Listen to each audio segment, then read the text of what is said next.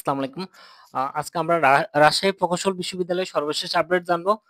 আমরা জানি সরস্বতী পূজার কারণে 23 জানুয়ারি 2026 যে ভর্তি পরীক্ষা হওয়ার কথা ছিল সেটা কিন্তু পরিবর্তন করা হয়েছে এবং নতুন করে ডেট ফিক্সড করা হয়েছে 22 জানুয়ারি 2026।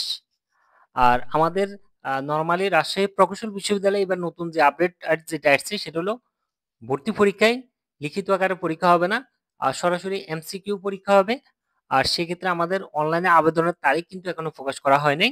আর পরীক্ষার কেন্দ্র যেটা এবছর কেন্দ্র আরেকটা বাড়ানো হয়েছে, অর্থাৎ রাজশাহী প্রকৌশল ও প্রযুক্তি বিশ্ববিদ্যালয় ছাড়াও আমরা বাংলাদেশ প্রকৌশল বিশ্ববিদ্যালয় মানে বুয়েট ক্যাম্পাসেও পরীক্ষা দিতে পারবো। অর্থাৎ এবছর পরীক্ষার কেন্দ্র হবে দুইটা এবং একই শিফটে পরীক্ষা হবে একটা কোশ্চেনে। আবেদন ফি যেটা ফিক্সড করা হয়েছে সেটা হলো নরমালি ইঞ্জিনিয়ারিং সাবজেক্টগুলোর জন্য হলো 1250 টাকা, আর সাথে যদি আমাদের আর্কিটেকচার সহ আবেদন করা হয় তাহলে সেক্ষেত্রে আমাদের 1450 টাকা। আগে যেহেতু লিখিত সহ ছিল তখন এই ফিটা ছিল, এবছর যেহেতু লিখিত নাই তাহলে সেক্ষেত্রে ফি কি এটা রাখবে নাকি আরো কমাবে সেটা এখনো ফিক্সড হয় নাই।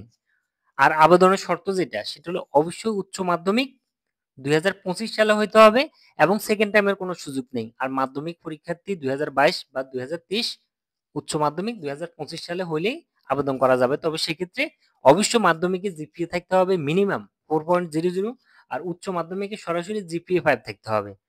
আর এছাড়াও উচ্চ মাধ্যমিকে ফিজিক্স, কেমিস্ট্রি, ম্যাথ এই তিনটা সাবজেক্টে আমাদের মিনিমাম জিপিএ থাকতে হবে 14। আর মানবন্টন যেটা সেটা এখনো মানবন্টনের কোনো শিডিউল দেয় নাই।